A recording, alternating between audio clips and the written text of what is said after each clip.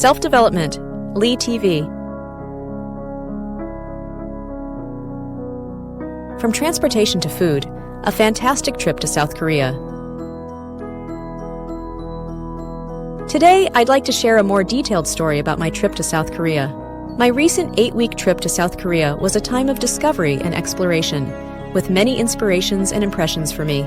Here are all the cities I visited: Seoul, Gangneung, Andong, Pohang, Gyeongju, Dongyong, Gumi, Ulsan, Busan, Mokpo, Gwangju, Daejeon, Gunsan, Cheongju, and back to Seoul.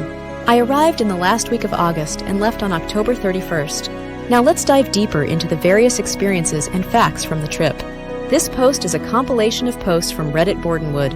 For more details and itinerary, please check out the Reddit. This video is a compilation of posts from Reddit Bordenwood. The first thing that stood out to me during my trip was the organization and efficiency of the transportation system. The subways and buses in South Korea provide convenience to passengers with accurate timetables and fast service. I experienced this while traveling in both small and large cities. In particular, South Korea's subways are clean and relatively inexpensive, making it easy to travel between cities.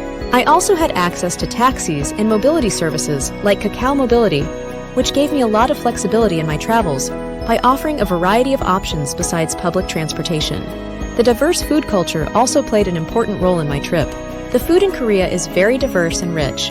From the traditional Korean dishes of bibimbap and bulgogi to the more modern chimek and buldak fried noodles, I was able to enjoy foods with different flavors and characteristics. I was also fascinated by Korea's street food culture. Whether it was snacks sold on the street or free water from a drinking fountain, it was an unexpected experience that showed how diverse and fascinating Korea's food culture is.